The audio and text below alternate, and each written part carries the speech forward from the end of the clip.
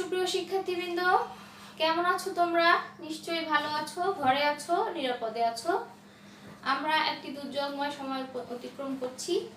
তো আমাদের যেহেতু স্বাভাবিক কার্যক্রম অনেকটাই ব্যাহত হচ্ছে বা আমাদের দৈনন্দিন কার্যক্রমগুলোকে একটু পরিবর্তন করতে হচ্ছে, তারই কারণে আজকে আমাদের এই অনলাইন ক্লাসের আয়োজন। তো আজকের অনলাইন ক্লাসে প্রত্যেককে তোমাদের স্বাগত জানাচ্ছি। আমি মুসাম্মদ রায়হানা বেগম, সহকারী শিক্ষক, রংপুর সরকারি বালিকা উচ্চ বিদ্যালয়। যথারীতি আমি ষষ্ঠ শ্রেণীর বাংলাদেশ ও বিশ্ব পরিচয় বিষয় নিয়ে হাজির হয়েছি। আজকে আমি সপ্তম অধ্যায়ের পাঠ 4 বাংলাদেশের অর্থনৈতিক উন্নয়নের সম্ভাবনা নিয়ে ছোট্ট আলোচনা করব। গত ক্লাসগুলোতে আমরা দেখেছি অর্থনৈতিক খাতসমূহ। এখন এই যে আমাদের অর্থনৈতিক উন্নয়ন, এটি কিভাবে আসলে সম্ভব? আমরা জানি বাংলাদেশ একটি উন্নয়নশীল দেশ। এখন কিন্তু বাংলাদেশ কি মধ্যম আয়ের দেশ। তো বাংলাদেশ একদিনে তো এই পর্যায়ে আসেনি, তাই না? আমরা 1971 সালে যে মুক্তিযুদ্ধ হয়েছিল, যার মাধ্যমে আমরা একটি লাল সবুজের বাংলাদেশ পেয়েছি, কিন্তু আমরা নতুন করে আমাদেরকে শুরু করতে হয়েছে, মানে একেবারে শূন্য থেকে বলা যায় শুরু করতে হয়েছে। সেখানে আমাদের কিছুই ছিল না। তো আস্তে আস্তে আস্তে আস্তে আমরা আজকে এই পর্যায়ে এসেছি। এর পিছনে নিশ্চয়ই অনেকগুলো বিষয় কাজ করে, যে বিষয়গুলো উন্নয়নের মাধ্যমেই কিন্তু আমরা দেশের অর্থনৈতিক উন্নয়ন সাধন করতে পারি। তো আজকে আমরা বাংলাদেশের অর্থনৈতিক উন্নয়নের যে সম্ভাবনা আছে, অবশ্যই সম্ভাবনা আছে, আমাদের অনেক কিছু আছে যা নিয়ে আমরা সামনে এগোতে পারি, সেগুলো নিয়েই কথা বলবো। আমরা আমাদের দেশটি ছোট্ট, তাই না? কিন্তু এখানে কি আছে?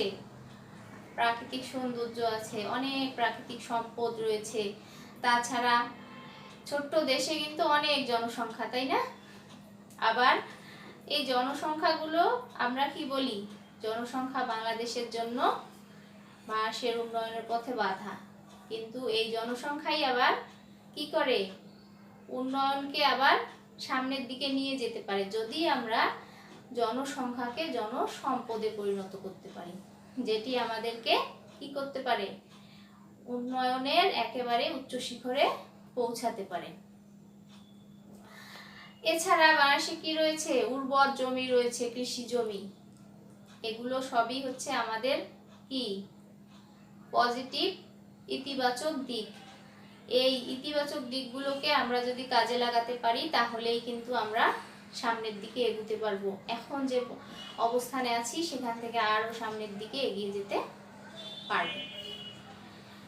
তো এর জন্য আমাদের যা করতে হবে সেটি দেখো, প্রথমেই বাংলাদেশের অর্থনৈতিক উন্নয়নের সম্ভাবনায় আমি কি বললাম? আমাদের অনেক জনসংখ্যা আছে। এই জনসংখ্যাকে আমরা জনসম্পদে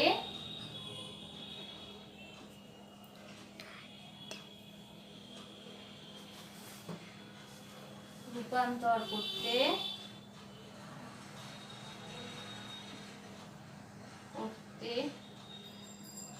পারি, যার ফলে কি আমরা এই জনসম্পদকে, দক্ষ জনসম্পদকে কাজে লাগিয়ে দেশের উন্নয়ন ঘটাতে পারি। তারপরে কি করা যায়? কৃষির উন্নতির মাধ্যমে। আমাদের অনেক কৃষি জমি আছে। এখন আমরা যদি কৃষির উন্নতি করি, তাহলে কি হবে? দেশ উন্নতির দিকে এগিয়ে যাবে। 3 নম্বরে কি করতে পারি? শিল্পের প্রসার করতে পারি। আমাদের কিন্তু এখন কি, আমাদের অনেক সম্ভাবনাময় শিল্প রয়েছে। গত ক্লাসগুলোতে কিন্তু এগুলো নিয়ে মোটামুটি এই বিষয়গুলো সামনে এসছে। আমাদের কোন ধরনের শিল্প আছে, আমাদের কৃষির কি অবস্থা। তারপরে আর কি করতে পারি? আমরা শিল্পের প্রসার ঘটাতে পারি। এরপরে অবকাঠামোর উন্নয়ন করতে পারি। অবকাঠামো উন্নয়ন করতে পারি।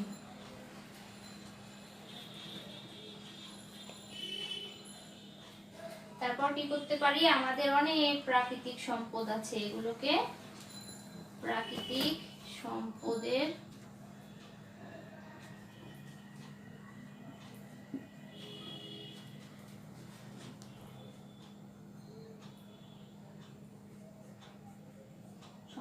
ব্যবহার করতে পারি। আর কি করা যায়? আরেকটি হচ্ছে পরিকল্পনা প্রণয়ন ও বাস্তবায়ন। পরিকল্পনা প্রণয়ন ও বাস্তবায়ন।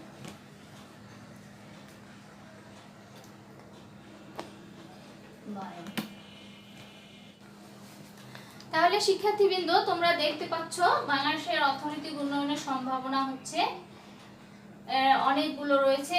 এই পথ দিয়ে আমরা হচ্ছে হাঁটলে আমরা আমাদের দেশকে আরো উন্নত করতে পারি। অর্থনৈতিক উন্নয়নের পথ, জনসংখ্যাকে জনসম্পদে রূপান্তর করে আমরা কি করতে পারি? অর্থনৈতিক উন্নয়ন করতে পারি। কৃষির উন্নতি করে, শিল্পের প্রসার ঘটিয়ে, অবকাঠামোগত উন্নয়ন করে, প্রাকৃতিক সম্পদের ব্যবহার, পরিকল্পনা প্রণয়ন ও বাস্তবায়ন। তো তোমরা দেখো জনসংখ্যাকে আমরা কিভাবে জনসম্পদে রূপান্তর করব। তোমরা কি বলতে পারবে? একটু চিন্তা করো দেখি, তোমরা একটু কিভাবে আমরা জনসংখ্যাকে জনসম্পদে রূপান্তর করতে পারি। আমাদের অনেক জনসংখ্যা, কিন্তু এই জনসংখ্যা সম্পদে পরিণত হবে, আমাদের অনেক উন্নয়নে কাজে লাগবে। তার জন্য কি করতে হবে?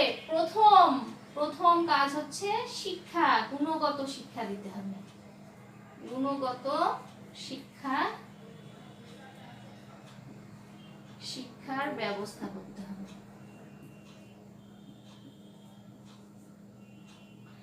আমি এই কারণে বলছি গুণগত শিক্ষা। দেখো শিক্ষা কিন্তু সবাই নিচ্ছে।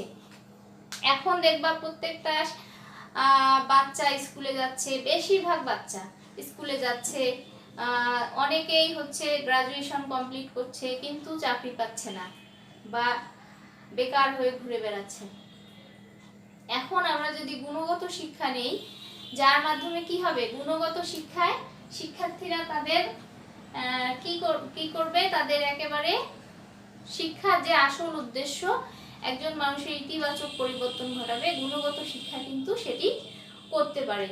একজন মানুষের নৈতিক, মানবিক সব ধরনের তার যে শুধু যে পাঠ্য পুস্তক নির্ভর শিক্ষা সেটি কিন্তু না। গুণগত শিক্ষায় কিন্তু অনেকগুলো বিষয় থাকে, যার মাধ্যমে কিন্তু আমি শুধু মুখস্থ করব না, আমি শেখার জন্য শিখবো, পাস করার জন্য শিখবো না। আমাকে জানতে হবে, বুঝতে হবে। এর মাধ্যমে যদি আমি শিক্ষা গ্রহণ করতে পারি, তাহলে আমি কি হব? আমার আত্মা পরিশুদ্ধ হবে, আমার মন পরিশুদ্ধ হবে। আমি যা শিখেছি ভালোভাবে শিখেছি, শুধু পাস করার জন্য না, বা কোনোভাবে এক ক্লাস থেকে আরেক ক্লাসে যাওয়ার জন্য না। তো এই ধরনের শিক্ষা প্রবর্তন করতে কিন্তু প্রত্যেকেরই সহযোগিতা দরকার। এই জন্য কিন্তু এই যে গুণগত শিক্ষার প্রবর্তন করতে গেলে আমাদের শিক্ষার্থীরও মানসিকতা পরিবর্তন করতে হবে, আমাদের শিক্ষকের মানসিকতার পরিবর্তন করতে হবে। যারা পরিকল্পনা প্রণয়ন করে, বাস্তবায়ন করে, তাদের প্রত্যেককেই কিন্তু চিন্তা করতে হবে। তো গুণগত শিক্ষার মাধ্যমে কি হতে পারে? মানুষের নৈতিক পরিবর্তন করতে পারে, মূল্যবোধের শিক্ষা হতে পারে। এর মাধ্যমে কি হয়? আমরা হচ্ছে দুর্নীতি, অন্যায় থেকে দূরে থাকতে পারবো এবং আমরা আমাদের মেধাকে, আমাদের দক্ষতাকে আমরা কি করতে পারবো? সঠিক কাজে ব্যবহার করতে পারবো, যার মাধ্যমে কিন্তু নিজের উন্নতি হবে, সমাজের উন্নতি হবে এবং তার ফলে কি হবে? দেশ ও জাতির উন্নতি হবে। এরপরে দেখো গুণগত শিক্ষার ব্যবস্থা করা, তারপরে হচ্ছে কারিগরি শিক্ষার ব্যবস্থা করা।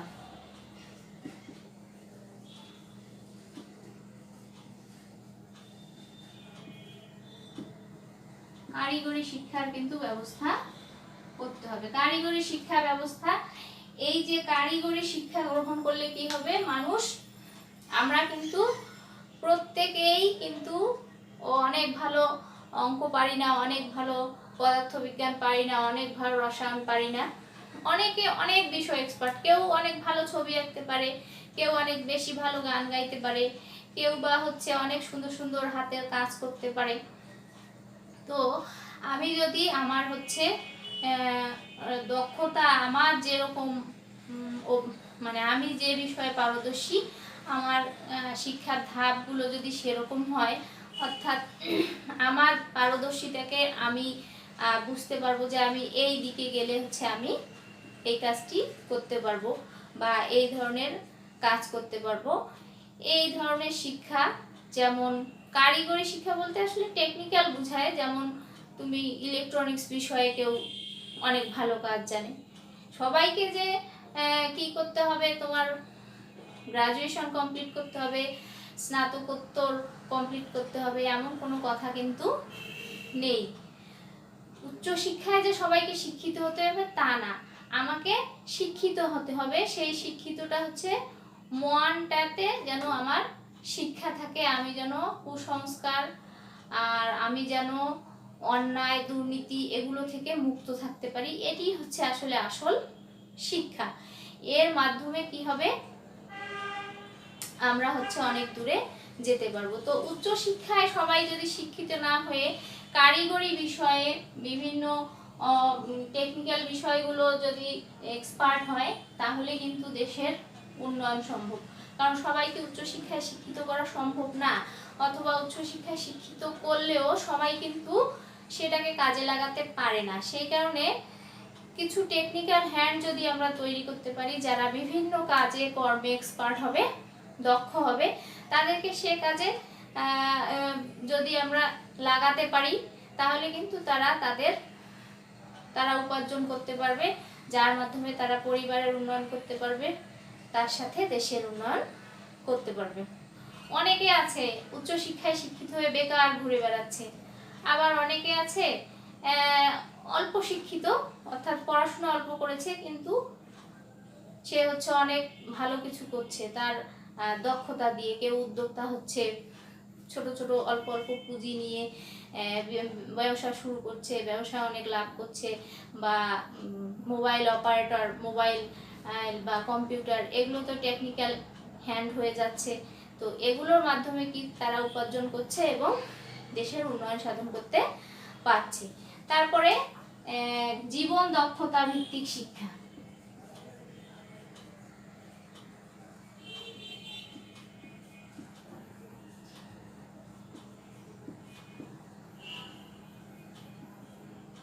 জীবন দক্ষতা ভিত্তিক শিক্ষা, এর মাধ্যমে কি হবে, এই যে প্রথমে বললাম যে এক একজন এক এক বিষয় এক্সপার্ট, কেউ বই পড়তে ভালোবাসে, কেউ বা খেলতে পছন্দ করে, কেউ হচ্ছে ছবি আঁকতে ভালোবাসে, ছবি আঁকতে পারে অনেক সুন্দর, কেউ অভিনয় করতে পারে। তো যার যার যে দক্ষতা, সেই বিষয়ে যদি সে ঝুঁকে যায়, সেই বিষয়গুলো নিয়ে যদি পড়াশোনা করে, তাহলে কিন্তু সে অনেক বেশি সেই বিষয়ে দক্ষ হতে পারবে এবং সেটি হচ্ছে তার জীবনকে সাজাতে, দেশের অর্থনৈতিক উন্নয়নে অনেক বেশি সহযোগিতা করতে পারে। তাহলে এই এই কাজগুলোর মাধ্যমে কিন্তু জনসংখ্যাকে আমরা জনসম্পদে রূপান্তর করতে পারি। প্রত্যেকটি দেশের প্রত্যেকটি জনসংখ্যা যদি তাদের নিজের উপার্জন করতে পারে, নিজের জন্য কিছু আর্ন করতে পারে, কেউ যদি বেকার না থাকে, সবাই যদি সৎ হয়, দক্ষ হয়, তাহলে কিন্তু আর দেশে ক্ষুধা থাকবে না, দারিদ্র থাকবে না, দুর্নীতি থাকবে না। প্রত্যেকটি মানুষ ভালো হলে দেশ অবশ্যই উন্নতির চরম শিখরে পৌঁছাবে। তাহলে দেখো জনসংখ্যা কিভাবে আমরা জনসম্পদে পরিণত করতে পারি, সেটা তোমরা নিশ্চয়ই বুঝতে পারলে।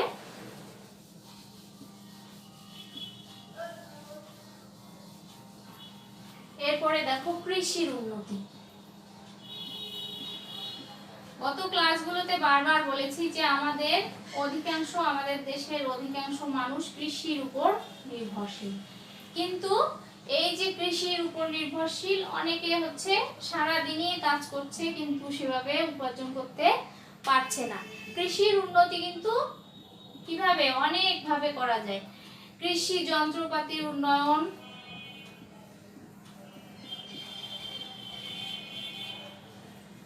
যন্ত্রপাতির উন্নয়ন, তারপরে হচ্ছে তোমার কৃষিতে ভর্তুকি,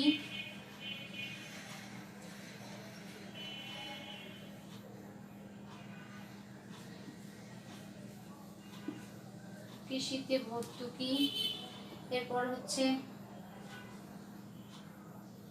কৃষি পরামর্শ, কৃষি বিষয়ক তথ্য প্রদান, এরপরে হচ্ছে কৃষি বিষয়ক তথ্য প্রদান করে করতে পারে, কৃষিতে ভর্তুকি দিয়ে করতে পারে, কৃষি যন্ত্রপাতি উন্নয়ন করে করতে পারে। এছাড়া হচ্ছে উচ্চ ফলনশীল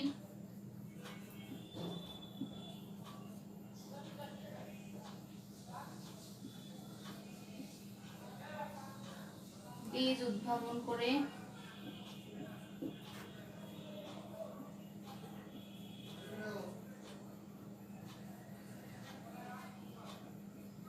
তাহলে দেখো কৃষির উন্নতির জন্য অবশ্যই আমাদের কি উন্নত কৃষি যন্ত্রপাতি দরকার।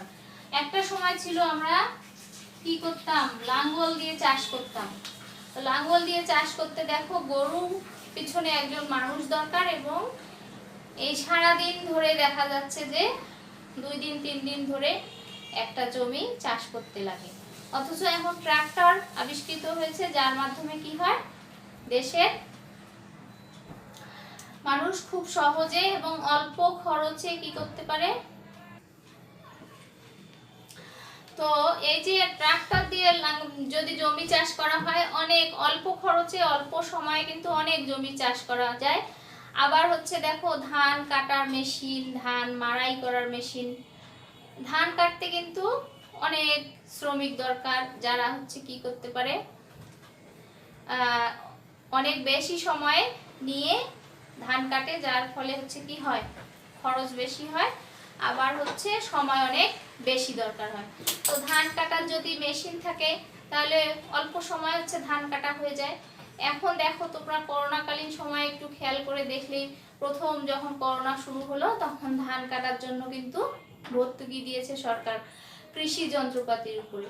তো এক যন্ত্র দিয়ে কি হয়, এইদিকে ধান কাটা হচ্ছে, আবার কি হচ্ছে, ধান কাটার পরে মেশিনেই হচ্ছে ধান মাড়াই হয়ে মানে ধান গাছ থেকে ধানটা আলাদা হয়ে যাচ্ছে। আর আগে কি করা হতো, আগে করা হতো বলতে এখনো করা হয় বিভিন্ন জায়গায়। আগে হচ্ছে কৃষক ধান কেটে সেটি হচ্ছে জমি খেতে রেখে দেয়, রেখে দেওয়ার পরে সেটা একটু শুকানোর পরে এটিকে আবার হচ্ছে আটি করে, অর্থাৎ গোছা করে, গোছা করে সেই গোছাগুলো আবার কি করে, তারা হচ্ছে শ্রমিক যারা আছে বা কৃষক যারা আছে সেগুলো ঘাড়ে করে বা মাথায় করে এগুলো হচ্ছে বাড়িতে নিয়ে আসে। তারপরে সেগুলো আবার বাড়িতে নিয়ে আসার পরে সেগুলো সব জমা করে আবার হাতে সেগুলোকে কি করে, গাছ থেকে ধানটা আলাদা করে। তো এতে দেখা যাচ্ছে অনেক সময় দরকার, অনেক হচ্ছে মজুরিও দরকার। কিন্তু আমরা যদি অত্যাধুনিক যন্ত্র ব্যবহার করি ধান কাটা মাড়াই করা, তাহলে কিন্তু খুব অল্প সময়ে হচ্ছে কি হয়ে যাচ্ছে, ধান ঘরে তোলা যাচ্ছে। তারপরে হচ্ছে কৃষিতে ভর্তুকি। এই যে আমরা হচ্ছে কৃষকরা, আমরা জানি কৃষকরা খুব গরিব হয়, মানে সাধারণত তারা অর্থনৈতিকভাবে একটু দুর্বল হয়, বেশিরভাগ কৃষক। অনেক কৃষক আছে তারা আবার আর্থিকভাবে অনেক সচ্ছল। তো এই যে কৃষক যারা, তারা যদি কি করে, তারা যদি কিছু ভর্তুকি পায় কৃষিতে, অর্থাৎ সরকার সারের দাম যত, কিছু সারের যা দাম তার চেয়ে কিছু অল্প দামে যদি কৃষকের কাছে ছাড়ে, বাকি টাকা সরকার যদি দেয়, এটিকে বলা হয় ভর্তুকি। তো এই ভর্তুকি যদি দেয় তাহলে কি হচ্ছে, কৃষকরা একটু আর্থিকভাবে কি হচ্ছে, লাভবান হচ্ছে। তারা অল্প খরচে কিন্তু তারা কৃষির প্রতি ঝুঁকে যাচ্ছে, অল্প খরচে তারা বেশি উৎপাদন করতে পারছে। তারপরে আরেকটি বিষয়, কৃষিতে ভর্তুকি দিতে হবে এবং এই যে আরেকটি বিষয় তোমাদের বলছি, যেটা হচ্ছে মধ্যস্থকারী যেটাকে বলা হয়,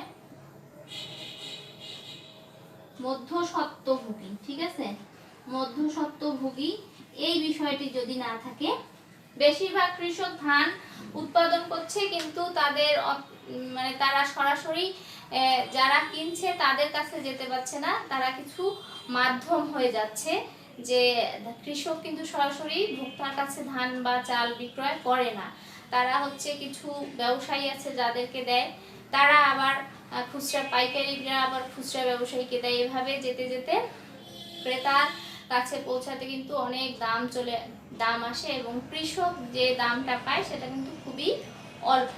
তো এই যে মাঝখানের যে জায়গাটা, এগুলোকে বলা হয় মধ্যস্বত্বভোগী, অর্থাৎ মাঝখানে তারা ভোগ করে, ঠিক আছে। তো এই ধরনের বিষয়গুলো যদি না থাকতো তাহলে কিন্তু কৃষক বেশি দাম পেত। যেমন সরকার অনেক ধান কেনে, তো কৃষকের কাছ থেকে যদি সরাসরি কিনতো তাহলে কি হতো, কৃষক ন্যায্য দামটি পেত, কিন্তু তা কিন্তু হয় না। কৃষক হচ্ছে একজনের কাছে বিক্রি করে অল্প দামে, তারা আবার কিছুদিন সেটিকে জমিয়ে রেখে বা কিছু সময় তারা হচ্ছে গুদামজাত করে রেখে যখন আবার সরকার কেনে তাদেরকে একটু আরো চড়া দামে বিক্রয় করে। তো এখন কিছুটা পরিবর্তন হয়েছে, এখন সরকার অনেক কৃষকের কাছ থেকে সরাসরি ধান কিনছে, যার ফলে কি হয়, কৃষক টাকাটা সরাসরি পাচ্ছে, অর্থাৎ আর্থিকভাবে লাভবান হচ্ছে, কিন্তু সে সংখ্যা আসলে এখন অনেক বেশি না আসলে। আর যা পাচ্ছে সেখানেও আবার অনেক ধরনের দুর্নীতি আছে, অনেক ধরনের ইয়ে আছে, যারা আসল কৃষক বা যাদের দরকার আসলে গরিব কৃষক, তারা হয়তো এই সুবিধাগুলো কোনোভাবে চোখেই দেখতে পাচ্ছে না। তো যাই হোক, এত কিছুতে আমরা যাব না। আমরা যদি কৃষির উন্নতি করতে পারি, সেটি কিভাবে কৃষি যন্ত্রপাতির উন্নয়ন করে কৃষিতে ভর্তুকি দিয়ে কৃষকদেরকে যদি আমরা কি করতে পারি, কৃষির প্রতি ঝুঁকাতে পারি। আবার হচ্ছে কৃষি বিষয়ক তথ্য প্রদান, কৃষকরা চাষাবাদ করে কিন্তু তারা কৃষি বিষয়ক বিভিন্ন যদি তথ্য জানতো, এখন যেমন খুব সহজে আমরা কৃষি বিষয়ক তথ্যগুলো পাচ্ছি, ইউটিউব থেকে পাচ্ছি, কৃষি বিষয়ক বিভিন্ন কৃষি অধিদপ্তর থেকে পাচ্ছি, কৃষি মন্ত্রণালয় থেকে পাচ্ছি, কৃষকরা কিন্তু এখন অনেক তথ্য পাচ্ছে, আবার সব সময় যে পাচ্ছে তাও কিন্তু না।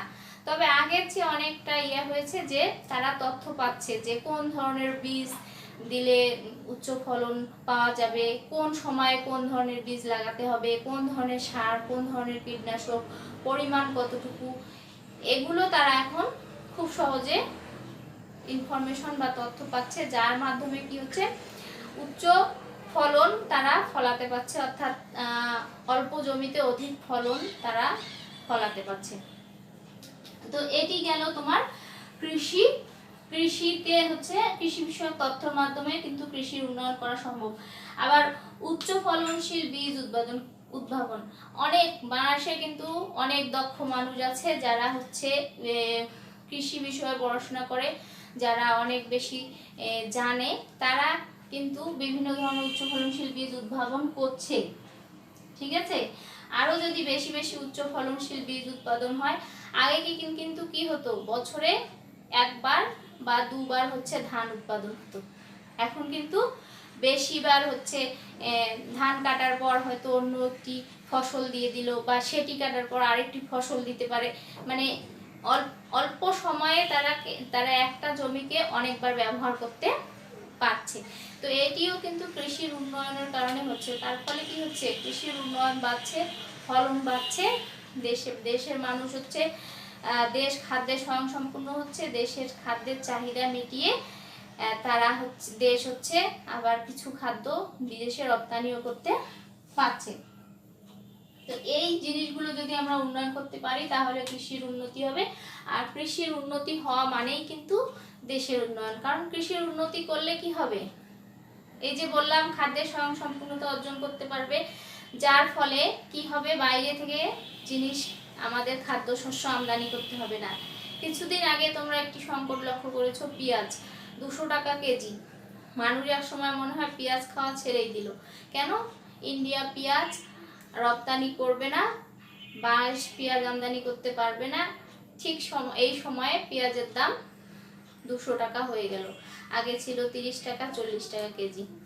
তো আমরা যদি অনেক বেশি পেঁয়াজ উৎপাদন করতে পারি, কৃষকদেরকে আমরা বিভিন্নভাবে সহায়তা করতে পারি, তাহলে কিন্তু তারা হচ্ছে এই বিষয়গুলোতে আগ্রহী হবে এবং আমরা হচ্ছে কি এই ধরনের সংকট মোকাবেলা করতে পারবো। তাহলে আমরা হচ্ছে দেশের খাদ্য চাহিদা মিটিয়ে বিদেশে রপ্তানি করে অনেক বৈদেশিক মুদ্রা অর্জন করতে পারবো। এখন দেখো, শিল্পের প্রসার ঘটিয়েও দেশের উন্নয়ন সম্ভব। আমরা কিন্তু আমাদের এখন বাংলাদেশ কিন্তু শিল্পে মোটামুটি উন্নত। আমাদের অনেক পোশাক হচ্ছে বিদেশে রপ্তানি হচ্ছে, আমাদের যে বার্ষিক প্রবৃদ্ধি তার অনেকটাই হচ্ছে আসে হচ্ছে কি থেকে, এই গার্মেন্টস শিল্প থেকে। তাছাড়া আমরা আমাদের ঔষধ শিল্পে বেশ স্বয়ংসম্পূর্ণতা অর্জন করেছি, যার মাধ্যমে হচ্ছে আমরা কি বিদেশেও কিন্তু আমরা ঔষধ রপ্তানি করতে পারছি। তারপরে দেখো চামড়া শিল্প, এই চামড়া শিল্পের যদি আমরা আরো প্রসার ঘটাতে পারি, আমাদের কিন্তু চামড়া শিল্পের একটা সম্ভাবনা কিন্তু আছে। কারণ আমরা মুসলিম দেশ, এই দেশে হচ্ছে প্রত্যেক বছর কি হয়, কোরবানি হয়, যার মাধ্যমে আমরা অনেক পশুর চামড়া পাই, যেগুলোকে আমরা যদি কাজে লাগাতে পারি সঠিকভাবে, তাহলে কিন্তু আমরা চামড়া শিল্পে অনেক অনেক সম্ভাবনা, এটিকে কিন্তু আমরা খুব মানে আমরা এই চামড়া শিল্পের মাধ্যমে কিন্তু আমাদের অর্থনীতিকে আরো বেশি উন্নত করতে পারি। তারপরে হচ্ছে এছাড়া আরো বিভিন্ন ধরনের শিল্প আছে, কৃষি পণ্য আছে, মৎস্য সম্পদ আছে, যেগুলো এই শিল্পগুলোকে আমরা যদি আরো সম্প্রসারণ করি, তাহলে কিন্তু কি হবে, দেশে একদিকে কি হচ্ছে বেকার সমস্যা দূর হয়, অন্যদিকে কিন্তু অর্থনৈতিক দেশের যে চাহিদা সেটি মিটিয়ে বিদেশে রপ্তানি করে আবার অনেক বৈদেশিক মুদ্রা অর্জন করা যায়, যার মাধ্যমে দেশের অর্থনৈতিক উন্নয়ন ঘটে। শিল্পের প্রসার, তারপর হচ্ছে আমাদের কি অনেকগুলো প্রাকৃতিক সম্পদ রয়েছে, এই প্রাকৃতিক সম্পদগুলোকে যদি আমরা ব্যবহার করি, আমাদের কি কি প্রাকৃতিক সম্পদ রয়েছে তোমরা বলো তো দেখি, কি কি প্রাকৃতিক সম্পদ? প্রাকৃতিক সম্পদের ব্যবহার, আমাদের অনেক ধরনের প্রাকৃতিক সম্পদ আছে, কয়লা আছে, গ্যাস আছে, তেল আছে, এগুলোকে আমরা কি কাজে লাগাতে পারি না? কয়লা, গ্যাস, তেল, এগুলো যদি আমরা সঠিকভাবে উত্তোলন করতে পারি, এগুলোকে ব্যবহার করতে পারি। এছাড়া আছে পাথর আছে, এগুলোকে আমরা সঠিকভাবে ব্যবহার করতে পারলে কিন্তু আমরা অনেক উন্নত করতে পারি। আমরা হচ্ছে কি করি, আমাদের অনেক গ্যাস আছে কিন্তু আমরা উত্তোলন করতে পারি না, আমরা হচ্ছে অন্য দেশের সাথে বিভিন্ন চুক্তিতে আবদ্ধ হই, যার ফলে কি হয়, আমাদের অধিকাংশ খনিজ সম্পদ তারা হচ্ছে তাদের ব্যবহার করে। তো যাই হোক, এটা আমাদের কিছু সীমাবদ্ধতা, এর জন্য হচ্ছে আমাদের হয়তো সেরকম যন্ত্রপাতি নেই, অত্যাধুনিক যে যন্ত্র, উচ্চ শক্তি সম্পন্ন যে যন্ত্রপাতি দরকার সেগুলো আসলে কম হওয়ার কারণে এটা হয়। তারপরে দক্ষ জনগণ বা দক্ষ জনশক্তি, যার যে এক্সপার্ট বা দক্ষ যারা সেই কাজগুলো করে থাকে, সেটির হয়তো আমাদের দেশে অভাব আছে। আমরা যদি এই যে আমাদের প্রাকৃতিক সম্পদ আছে এগুলোকে সঠিকভাবে ব্যবহার করতে পারি, তাহলে কিন্তু আমরা অর্থনৈতিকভাবে অনেক উন্নতি করতে পারবো। তারপরে হচ্ছে কি, এরপরে হচ্ছে পরিকল্পনা প্রণয়ন ও বাস্তবায়ন। সবকিছুর জন্য কি দরকার হয়, পরিকল্পনা দরকার হয়। পরিকল্পনা যদি না থাকে তাহলে কিন্তু কোনো কিছুই সফল হয় না। আমরা হচ্ছে হয়তো কখনো মৌখিকভাবে পরিকল্পনা করি, কখনো বা লিখিতভাবে পরিকল্পনা করি। তো যে কোনো জিনিসের আমার হচ্ছে পরিকল্পনা দরকার, যে আমি কিভাবে একটা জিনিসকে উন্নত করব। এই যে যেমন দেখো, করোনাকালীন সময়ে আমাদের এই সময়ে কি পরিকল্পনা হয়েছে, যেমন কৃষি বিষয়ে আমাদের মাননীয় প্রধানমন্ত্রী কিন্তু যুগোপযোগী পরিকল্পনা প্রণয়ন ও বাস্তবায়ন করতে পারেন। তো তিনি কিন্তু সেই সময় বলেছেন যে আমাদের কৃষি জমির একটা টুকরাও হচ্ছে যেন পড়ে না থাকে, বা কৃষিতে, কৃষি যন্ত্রপাতিতে বা কৃষি বীজ সার এগুলোতে কিন্তু ভর্তুকি দিয়েছে। তো এই যে ভর্তুকি দেওয়ার কারণে কি দেশের মানুষ কৃষি উৎপাদনে কিন্তু অল্প খরচে উৎপাদন করতে পারছে, অনেক বেশি উৎপাদন করতে পারছে। তার ফলে কিন্তু আমরা একটু অনেকটা সংকট মোকাবেলা করতে পারছি। তো এই যে যথা সময়ে সঠিক যথাযথ বা সঠিক পরিকল্পনা যদি প্রণয়ন করা না যায়, বা প্রণয়ন করলাম পরিকল্পনা কিন্তু সেটি বাস্তবায়ন করতে পারলাম না, তাহলে কিন্তু সম্ভব না উন্নয়ন। তো যে কোনো দেশের উন্নয়নের জন্য অবশ্যই পরিকল্পনা প্রণয়ন করতে হবে, সঠিক সময়ে সঠিক পরিকল্পনা প্রণয়ন করতে হবে এবং এটা তার সঠিক বাস্তবায়ন করতে হবে। আর বাস্তবায়ন করার জন্য কিন্তু আমাদের অনেক সীমাবদ্ধতা রয়েছে, সেই সীমাবদ্ধতাগুলোকে উপেক্ষা করার জন্য আমাদের কাজ করে যেতে হবে প্রত্যেককে, তাহলে কিন্তু দেশ উন্নত হবে। তাহলে আমরা আমাদের দেশকে অনেক উন্নত করতে পারি, অনেক উন্নতির দিকে। এই যে আমাদের যে পরিকল্পনা SDG ভিশন 2021, এই যে ভিশন 2021, এখানে কি আছে? আমাদের দেশকে উন্নত করার পরিকল্পনা আছে। ডিজিটাল বাংলাদেশের স্বপ্ন দেখেছেন, পরিকল্পনা করেছেন আমাদের মাননীয় প্রধানমন্ত্রী, সেটি পূরণ হয়েছে মোটামুটি। আমরা কিন্তু এখন দেখতে পাচ্ছি ডিজিটাল বাংলাদেশের কি বাস্তবায়ন হয়েছে, সেটিকে আমরা সেটি যে এখন সক্রিয় বা সেটির যে সফল বাস্তবায়ন হয়েছে সেটি কিন্তু আমরা এই করোনাকালীন সময়ে দেখতে পাচ্ছি। তো সব কিছু যদি পরিকল্পনা না থাকে তাহলে কিন্তু বাস্তবায়ন সম্ভব না। সঠিক পরিকল্পনা না থাকলে দেশ কখনোই উন্নত হতে পারে না। তাহলে আমাদের অবশ্যই কি করতে হবে? সামনের দিকে এগোতে হবে। আর তার জন্য আমরা অবশ্যই নিজেকে তৈরি করব। আর সেই জন্য কি করতে হবে? তোমাদের পড়াশোনার কার্যক্রম কিন্তু ঠিকভাবে চালিয়ে যেতে হবে, ঘরে বসে থাকলে হবে না। তোমরা ঠিকঠাক পড়াশোনা করবে, ভালো থাকবে, এই কামনায়। আল্লাহ হাফেজ।